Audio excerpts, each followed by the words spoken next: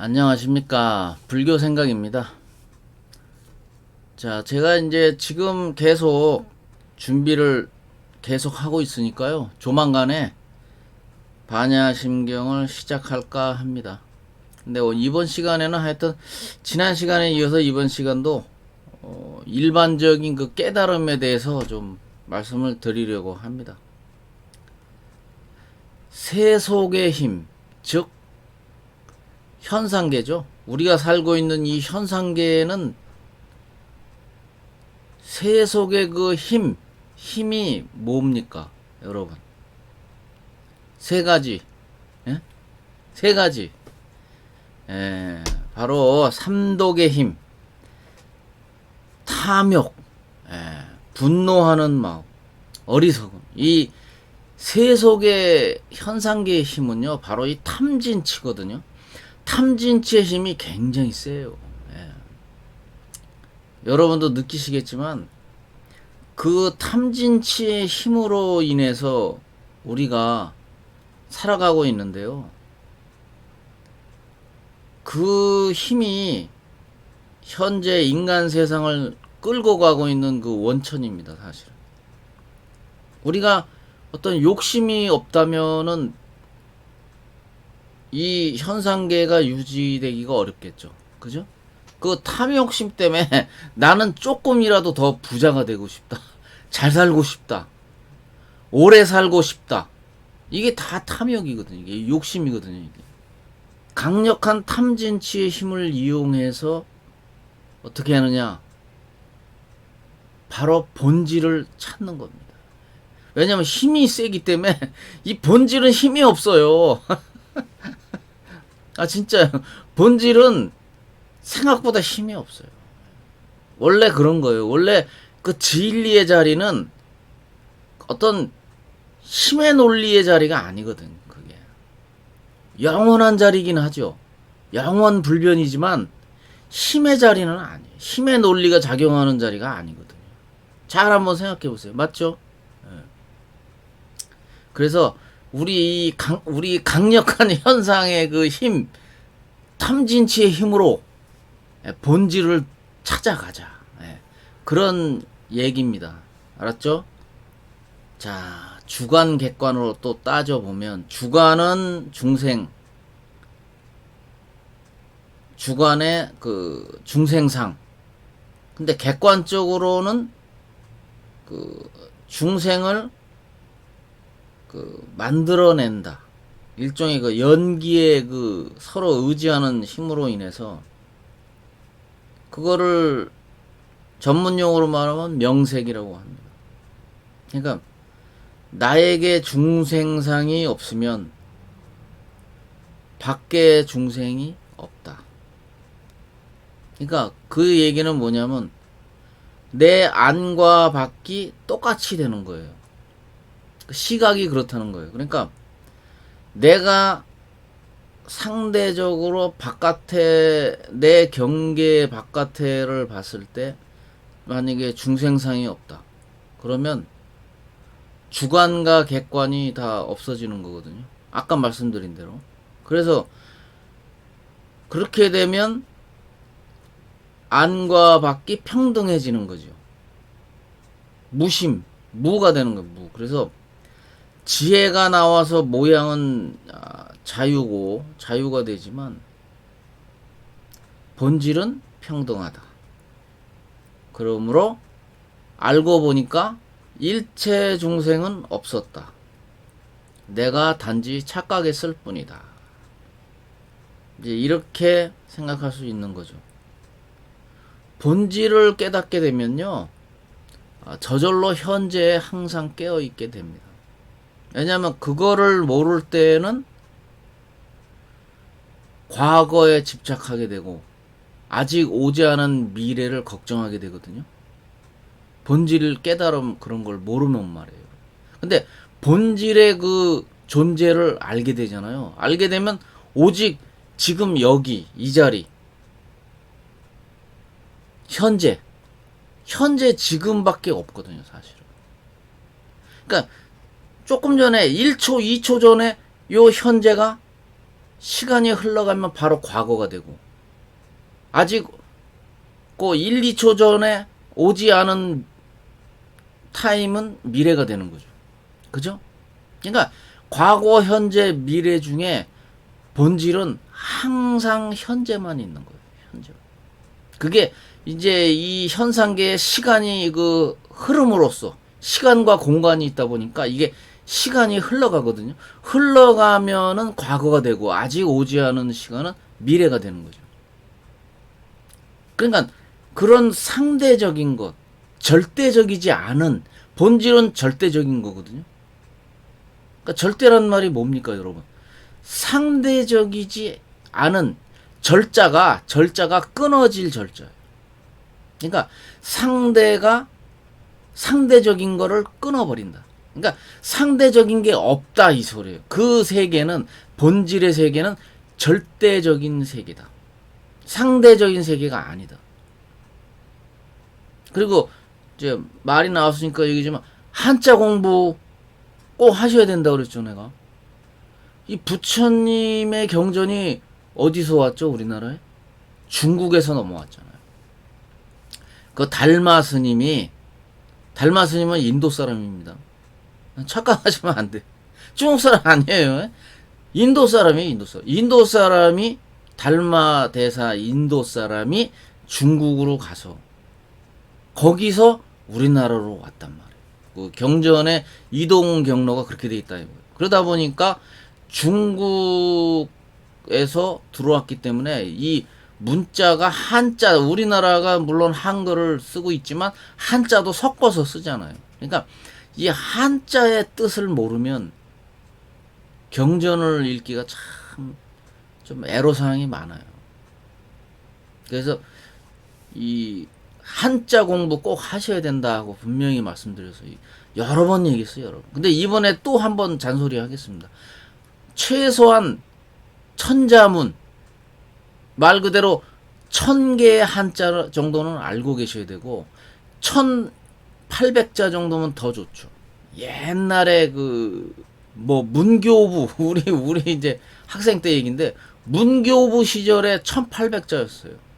그게 지금 어떻게 되는지 모르겠는데 지금은 그냥 교육부 아닙니까? 교육부라고 그러죠. 그때는 문교부라고 그랬어요. 문교부 장관.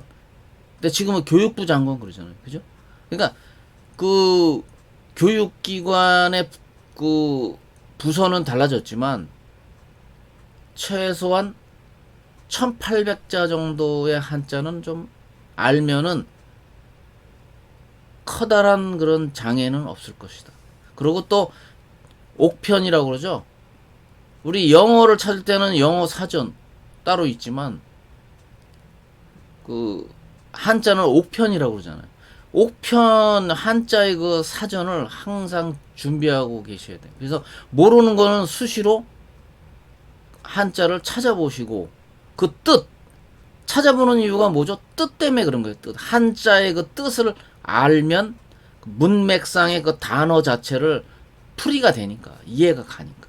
그래서 이 불교는 조금 다른 타 종교와 달리 그래서 이제 이게 결국은 대중성에 그 좀 힘들어지는 이유 중에 하나인데 한자도 알아야 되기 때문에 이게 일반인들이 쉽게 그냥 가벼운 마음으로 기독교의 그 성경책이나 천주교 쪽은 안 그렇잖아요. 그죠?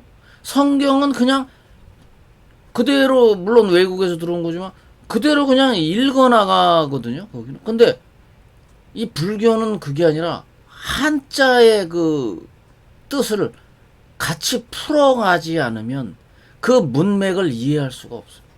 그러니까 부처님이 얘기하시고자 하는 뜻이 뭔지를 잘 모르게 돼요. 한자 뜻을 모르면. 그래서 한자 얘기를 자꾸 하는 거예요. 꼭 그 한자 공부도 하시고 최소한 천자문이나 1800자 정도는 아셔야 된다 하는 거를 말씀드리고요. 잠깐 얘기가 옆으로 갔는데 그래서 결국은 우리가 비록 지금 현대 생활을 하고 있지만 여러 가지 그 정신적인 스트레스, 어떻게 보면 정신병의 여러 가지 또 종류도 많잖아요. 그런 하나의 치유는 결국은 깨달음을 얻게 되고 알게 되면 정신적인 문제는 해결이 될 것이다. 저는 그렇게 보고 있어요. 실제로 그렇게 될 겁니다. 무심 얘기 또 해드려야 되는데, 우리가 내가 그랬죠. 심안을 얻으려면 무심 상태로 접근해야 된다고. 무심은 그 무한대 우리 우주, 대우주와 연결되어 있거든요. 무심에서 나오는 그 평상심은요, 그 우리의 그 생각을 컨트롤해서 창조적으로 또 사용할 수도 있어요. 본질의 그 어떤 권한을 가지고 현상인 그 생각을 잘 또 우리가 쓰면 본질도 찾을 수 있고 어떤 어려움이나 힘든 것 상황 앞에 닥친 그 상황도 해결할 수 있습니다. 의외로 생각이 일어나면 전문 용어로 하면 이제 각찰이라고 그러는데 견성을 살피는 거예요. 그래서 생각이 일어나면 견성을 살펴서 생각을 포용한다. 같이 간다. 그걸 억지로 자꾸 잠재우려고 하면 스트레스가 더 쌓일 수도 있어요. 그러면 무심이 된다. 무심은 생각이 없는 거고, 이때 순수 의식이 이게 바로 견성짜리거든요. 마음짜리 견성짜리. 이게 더욱더 뚜렷해진다. 그러니까 일반 옛 조사선사께서 쓰실 때는 이제 이거를 어떤 말로 하냐면 깨달음, 견성이 그 찾는 마음이 성성해진다. 이 성성해진다는 말을 많이 쓰시거든요. 그것도 이번 기회에 좀 알아두세요. 성성해진다는 거는 또렷해진다. 확실해진다. 뭐 그런 뜻입니다. 그거를 옛날 스님들이 자주 썼죠. 즐겨 쓰셨어요. 그리고 우리는 적어도 불자가 되면요. 부처님의 제자 아닙니까? 항상 본질에 우리가 관심을 가지고 사는 그런 삶을 살아야 되겠습니다. 본질을 찾고 깨달음을 얻게 되면 늘 내가 얘기했지만 괴로움에 휘둘리는 것보다는 괴로움으로부터의 탈출, 그러니까 자유로움, 괴로움으로부터의 자유로움을 얻게 되는 거예요. 그래서 고통으로부터의 자유, 그 본질인 참 의식을 우리는 알도록 하자, 찾도록 하자. 다른 말로 하면 깨치자, 뭐 이렇게 되겠죠. 그래서 우리의 그 인생길은 있잖아요. 한마디로 말을 하면 본질을 찾아 나선 순례길이다. 그죠? 그렇게 말할 수 있잖아. 우리가 성지 순례도 많이 가는데 이제 저도 나중에 이제 아직은 제가 직장을 다니고 있기 때문에 시간이 진짜 없어요. 그래서 이렇게 자주 못 올리는 건데요. 제가 이제 은퇴를 하게 되면요. 이제 영상도 훨씬 자주 올릴 뿐더러 이제 성지 순례도 또 갈까 지금 계획은 그냥 마음의 계획은 세워놓고 있어요. 일단 보통 우리 불자들이 성지순례 인도를 가게 되면 보통 이제 중요한 건 4대 성지인데 또 8대 성지 정도는 돌고 오더라고요. 다른 분들 보면 대체적으로 8대 성지 정도는 돌고 오시더라고요. 그냥 보통 그렇게 하시더라고요. 근데 거기에다가 조금 더 자세하게 돌면 10대 또는 12대 성지 정도 돌고 오시는 분도 있어요. 그거는 이제 가는 프로그램에 따라서 조금씩 달라지는데 저도 최소한 8대 성지는 갔다 오려고 합니다. 이제 은퇴했을 때 얘기예요. 지금은 어림도 없어요. 생각할 수가 없어요. 당장 먹고 살기 바쁘니까 헉헉대면서 살잖아요. 짬이 없어요. 짬이 틈이 없는데 뭐 내가 무슨 막 인류 무슨 대기업에서 말이죠. 뭐 연차, 휴가 뭐 이런 거 다 합해서 써가지고 뭐 보름씩 아니면 뭐 한 달씩 막 이렇게 쉴 수 있거든요. 그런 분들은. 아니면 공무원 같은 경우도 가능하고, 아니면 학교 선생님 하시는 분들, 교육 공무원들 이런 분들은 뭐 여유가 있죠. 아니 그리고 대학 교수나 이런 분들은 안식년이라고 해가지고 또 막 1년, 2년씩 쉬시는 그런 경우도 있거든요. 그래서 그런 분들이야 뭐 얼마든지 뭐 아주 여유 있게 인도 그 성지순례를 갔다 오시는데 저는 그 정도 계층이 안 되기 때문에 예, 그래서 은퇴를 하게 되면 제일 먼저 해야 될 일이 성지순례, 인도의 성지순례를 갔다 오는 겁니다. 자, 이 생각은 근데 있잖아요. 내가 여태까지 이제 생각을 좀 부정적으로 말을 하잖아요. 근데 우리가 당장 먹고 살아야 되잖아요. 그렇잖아요. 먹지 않으면 죽는 거죠. 그죠? 그러니까 생계 활동을 안 할 수가 없으니까 본질을 관심을 가지고 글쎄 깨달음을 얻고자 이제 깨달음을 얻고 본질을 가지고 항상 느끼면서 살긴 하는데 한편으로 또 먹고 살아야 되잖아요. 생계가 중요하니까. 그러니까 이 생각의 힘, 이 강력한 생각의 힘이 굉장히 세거든요. 이 강력한 생각의 힘을 생존하는, 그러니까 우리가 먹고 살아가는 하나의 도구로 활용하는 것도 좋습니다. 그러니까 이 생각이 물론 수행하는 입장에서는 부정적으로 말을 할 수밖에 없지만 한편으로는 우리가 또 먹고 살아야 되는 그 생계의 문제가 있기 때문에 그걸 또 100% 무시할 수는 없어요. 그래서 수행할 땐 수행하고 깨달음의 생활을 하고 한편으로는 우리 생계를 이어가는 데는 생각 감정을 무시할 수 없다.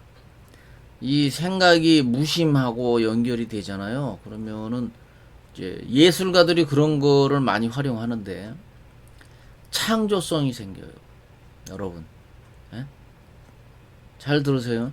이 생각과 무심 상태, 생각과 무심이 같이 이렇게 믹스가 되잖아요. 연결이 잘 되잖아요. 그러면 거기서 어떠한 분야든지 간에 창조성이 나와서 자신이 하고 있는 일에 많은 도움이 된다. 그거를 잘 활용하는 사람일수록 아주 엘리트라고 할 수 있죠.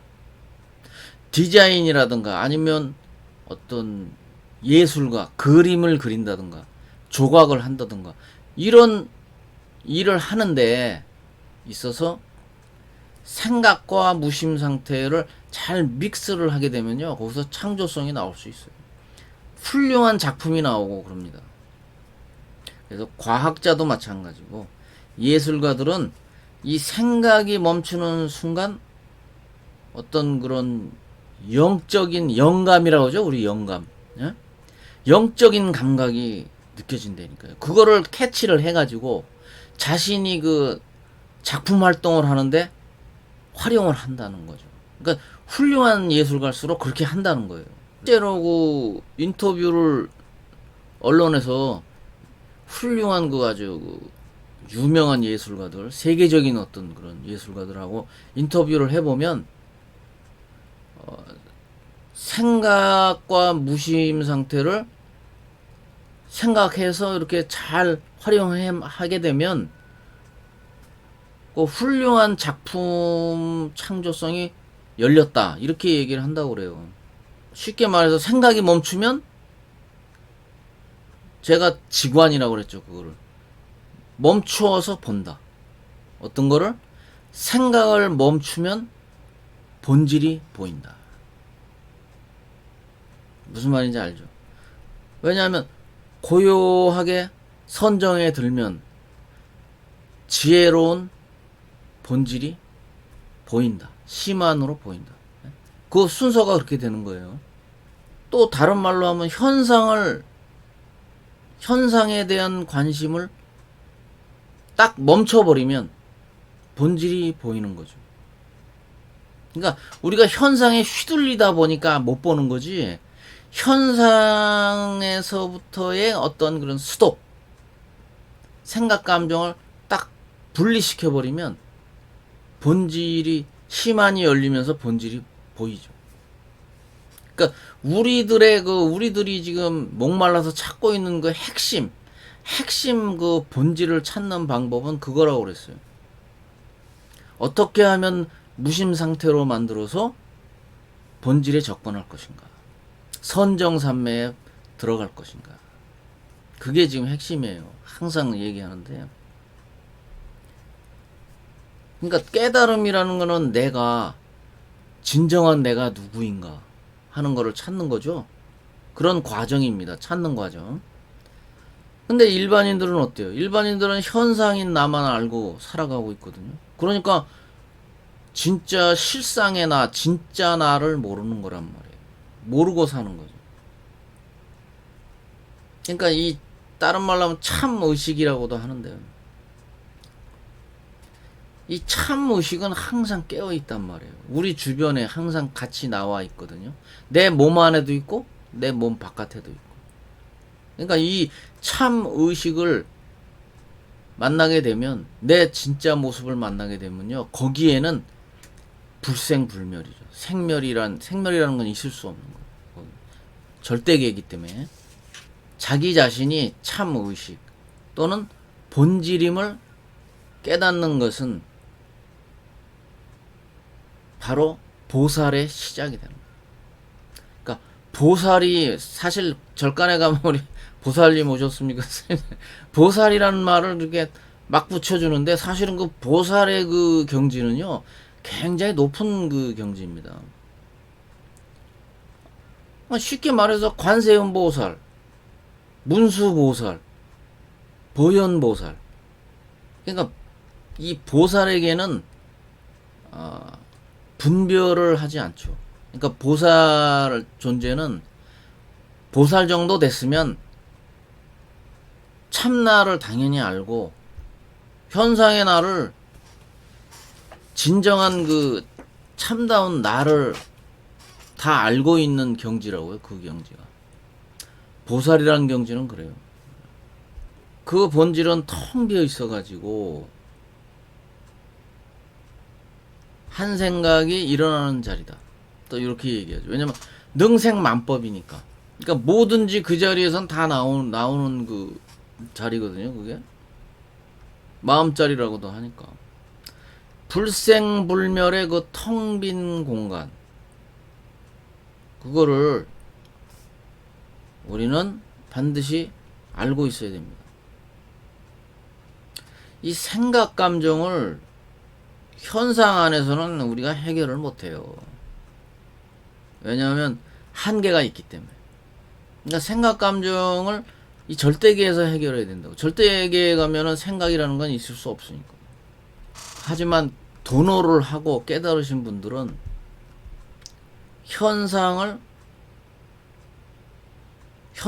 해결할 수 없으니까 현상은 본질의 힘으로 해결해야 된다. 쉽게 다른 말로 하면 다스려야 된다 이 말이에요. 현상계에 살면서 괴로움을 다스리려면 본질의 힘으로 해야 된다. 본질이 깨어나면 현상은 어떻게 되죠? 사라지죠. 없어집니다. 본질과 현상이 부딪히면 현상이 이기겠어요? 거기에? 예? 현상은 임시적이라고 제가 말씀드렸잖아요. 임시예요. 뭐든지. 구름과 같고 아침 이슬과 같다. 현상은 영원한 것이 아니잖아요. 항상 있는 거 아니잖아요. 그러니까 본질 앞에서 현상은 힘을 잃어버리죠. 딱 같이 만나게 되면 본질만 남게 되는 거예요. 현상은 사라지고 자연스럽게. 현상을 지켜보는 자, 지켜보는 그 존재가 바로 본질이거든요.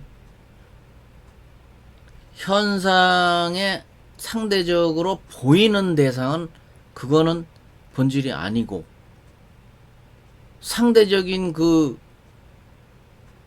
존재를, 현상을 보는 그 존재, 지켜보는 존재. 그러니까 보여지는 존재가 아니라 쳐다보는 존재.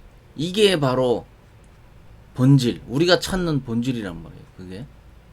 그러니까 그 일종의 시스템, 그 돌아가고 있는 그 시스템을 확실하게 우리가 몸에 체득을 해야 됩니다. 이번 시간에는 여기까지 하겠습니다. 다음 영상에서 또 뵙겠습니다. 감사합니다.